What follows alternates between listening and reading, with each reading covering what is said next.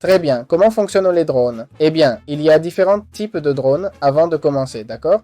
Nous avons les drones collecteurs, ok? Qui couvrent une zone de 17 par 17. Ils ramassent uniquement les objets configurés dans leur inventaire. Les drones normaux sont programmables, ok?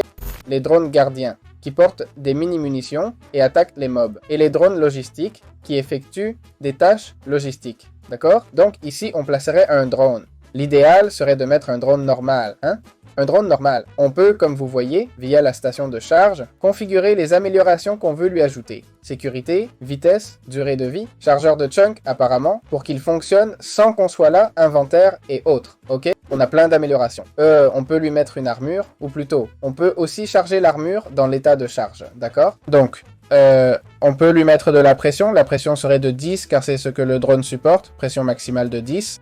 Et comment ça marche? Eh bien, on prendrait le drone, d'accord? Et on ferait un programme, ok?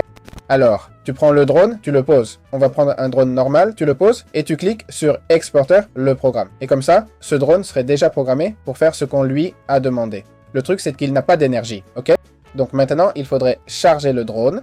Il va se charger très lentement d'après ce que je vois, alors prenons quelques améliorations de vitesse pour le charger plus vite. Et voilà, tu as le drone, tu le prends, ok?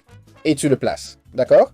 Et il va se mettre à faire ce que tu lui as dit. Alors, comment ça marche? Eh bien, en gros, on a tout ce truc de programmation ici, qui est bien plus simple qu'il n'y paraît, même s'il est vrai que pour l'intégrer dans un mode, faut se mettre à coder. Bon, par exemple, on a ça pour commencer, d'accord? Ça sert à démarrer, ok? Ça lance tout le truc du drone et lui dit « Importe des objets d'un inventaire », compris? Il prend l'import d'objets, et là, avec un bloc différent, tu définis la zone, tu le connectes ici, et tu dis quelle zone? Ben, moins 162, 29, moins 32. Comment on chope la zone? Ben, on la chope avec l'outil GPS, ok? Tu prends l'outil GPS, tu t'accroupis, clic droit, et voilà, t'as la zone. Ensuite, pour sélectionner le... Bon, t'as choisi un endroit. Après, pour avoir la zone, ok? Pareil, mais avec l'outil GPS de zone, pigé. Donc voilà, tu prends ça, tu fais clic gauche, je crois. Voyons.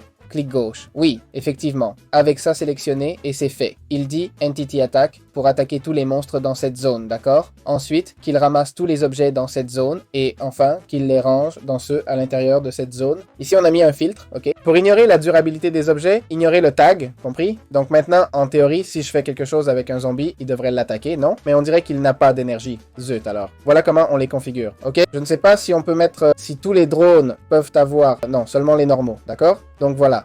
N'en faites pas trop, ok? Ne programmez pas votre drone avec 1000 trucs, même si c'est possible, mais bon. Et puis, vous avez la difficulté moyenne ou avancée des différents blocs, si vous voulez faire quelque chose de complexe avec votre drone. Important, vous pouvez l'importer ou l'exporter. Okay? Si vous le voulez, il suffit d'aller